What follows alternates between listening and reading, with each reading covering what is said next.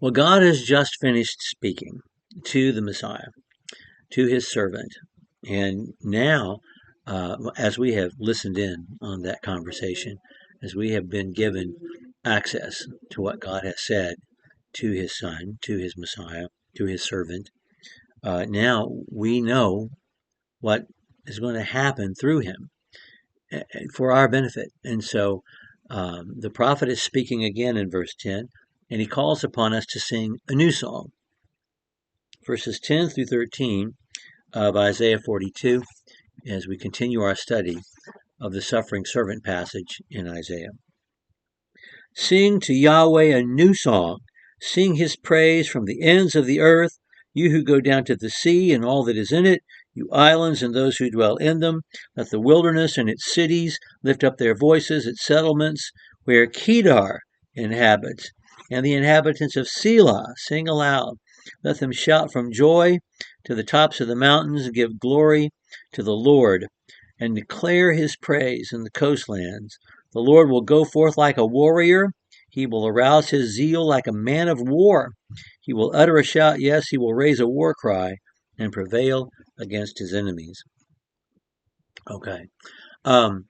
Well, this is a passage that connects with so many other passages. Two in particular that I can think of, one in the New Testament and one in the Old. It certainly connects with Psalm 148, where the psalmist calls upon the heavenly host, the heavens, the observable universe, and everything on the earth, using quite similar language, as being as thorough as he can possibly be, to call everything to sing praise to the Lord and to sing a song of praise to the Lord. And then Revelation 5, where this call for everyone to sing is fulfilled. And in Revelation 5, all creation, everything that exists, joins together in praise to God, and they sing a new song in Revelation 5. When the Lamb is considered worthy to open the scroll, they sing a new song. And so that connects directly with the book of Revelation, singing a new song. And what are they singing? They're singing victory. The new song is a song of victory, the victory that the Messiah, the victory that the servant himself will accomplish, the servant that God will bless in the ways that God has just described, as we've listened to his conversation with his Messiah. So we sing a new song so that God's praise would go forth. So he has earth and sea. And then he has examples of remoteness, islands, those who dwell in them, the wilderness, and the cities. There's the wilderness you can get lost in, but certainly you can get lost in a big city, can't you? But no one will be lost. No one will be where they can't be found. Everybody, no matter how remotely they remove themselves, is called to sing praise to God. And then he gives two specific geographic references: the settlements where Kedar inhabits. Kedar, those are the nomadic. They're the Bedouin, the nomadic people of the Arabian desert, and the Arabian desert was firmly a desert during Isaiah's time, and had been for a few thousand years. So he's talking about the Bedouin who traversed the desert wastes, and would be hard to deliver a letter in the mail, because they're in the vast wastes of the Arabian desert. But he calls upon them, and then he says Selah. Selah is the capital city of the Edomites who inhabit that extremely mountainous region. I'm not sure. I'm not sure that the highest peak goes above 6,000 feet, but which is not that high compared to the Andes, the Rockies, or the Himalayas. But these are a mountainous region where the mountains are particularly jagged, and they felt themselves to be, the Edomites, impenetrable in their capital city. In fact, in other places like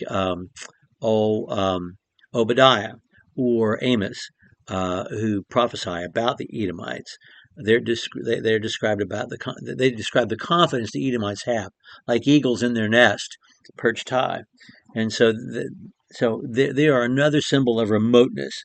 And he's calling for everybody to shout from the tops of the mountains, to give glory to Yahweh, to declare praise in the coastlands, because he's going to go out and beat his enemies. Now, if all of us are celebrating, then none of us are the enemies he's talking about, are we?